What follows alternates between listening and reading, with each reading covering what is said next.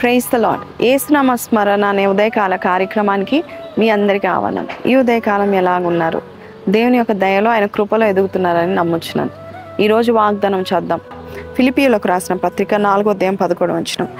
నేను ఏ స్థితిలో ఉన్నానో ఆ స్థితిలో సంతృప్తి కలిగి నేర్చుకుని ఉన్నాను. ఏ స్థితిలో ఉన్నా సంతృప్తి కలిగి జీవించడం ఒక గొప్ప ఆశీర్వాదం. సంతృప్తి లేనివాడు ఏమీ లేనివాడు అని ఒక భక్తుడు చెప్తా ఉంటున్నాడు. సంతృప్తి లేనివాడు ఏ పని సరిగా చేయలేడంట.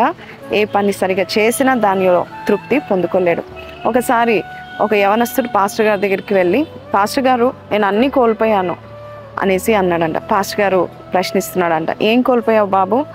మరి నీ క్యారెక్టర్ కోల్పోయావు అంటే, లేదు పాస్టర్ గారు అన్నాడంట. మరి ఇంకేం కోల్పోయావు? రక్షణ కోల్పోయావా అంటే, లేదు పాస్టర్ గారు రక్షణ కోల్పోలేదు. మరి ఇంకేం కోల్పోయావు? విశ్వాసము లేకుండా జీవిస్తున్నావా? విశ్వాసరహితుడుగా ఉంటున్నావా అంటే, లేదు పాస్టర్ గారు విశ్వాసం ఉంది అని అంటున్నాడంట. ఆ పాస్టర్ గారు అన్నారు, మరి ఇంకేం కోల్పోలేదు బాబు, నువ్వు అన్నీ ఉన్నాయి నీకు అని చెప్పాడంట. నిజమే, మనకు రక్షణ, విశ్వాసము, అలాగే మన యొక్క జీవిత విధానములో మనం ఏ తప్పులు చేయకుండా ఉంటే మనం ఏది కోల్పోం. సంతృప్తి కలిగి జీవించండి. ఎందుకంటే దేవుడిచ్చే ప్రతిదీ కూడా మన అవసరత నిమిత్తమై మనకి ఏ లోటు లేకుండా ఆయన చూసుకుంటూ ఉంటాడు. కాబట్టి ఆ విషయంలో నువ్వు జ్ఞాపకం చేసుకొని ముందుకు అడుగులు వేయండి. సంతృప్తితో ఉండండి. దేవుడు నీకు మంచి జాబ్ ఇచ్చాడు. దేవుడు నీకు అన్ని విధాలుగా నీకు తోడ్పడి ఆహారం 3 పూటలు పెడతా ఉంటున్నాడు. మరి కూడు గుడ్డ ప్రతిదీ కూడా దేవుడు ఇస్తూ ఉంటున్నాడు కదా. మరి ఆయన యందు ఆనందిస్తూ సంతోషిస్తూ సంతృప్తి కలిగి జీవించండి. ఇతరులను చూసి కంపేర్ చేసుకుంటే దుఃఖానికే గురైపోతాము. కాబట్టి దేవుడిచ్చిన దానికి ప్రతి విషయంలో ఒక్కొక్క మెతుకు కూడా స్తుతి చెల్లించాల్సిందే దేవుడు. ఎందుకంటే ప్రతి మెతుకు మీద మన పేరు రాసి ఉన్నాడు.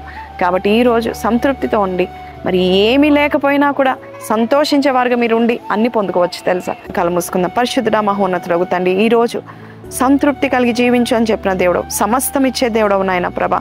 అయ్యా తండ్రి యేసయ్యా, అయ్యా అడవి పువ్వులను చూస్తే అయ్యా ఉదయం వీచి అయ్యా సాయంకాలం గల వాడిపోయి ఆ పువ్వులు కూడా ఆనందంగా ఎంతో అందంగా అయ్యా తండ్రి యేసయ్యా నీవు వాటిని ధరింపచేసి ఉన్నావు. అలాగే మా జీవితాల్లో కూడా ఏది తక్కువ చేయకుండా ధరింపచేస్తావని, నీ నమ్ముకున్న వారు సిగ్గుపడారని నువ్వు చెప్పిన వాగ్దానం బట్టి నీకు వందనాలు.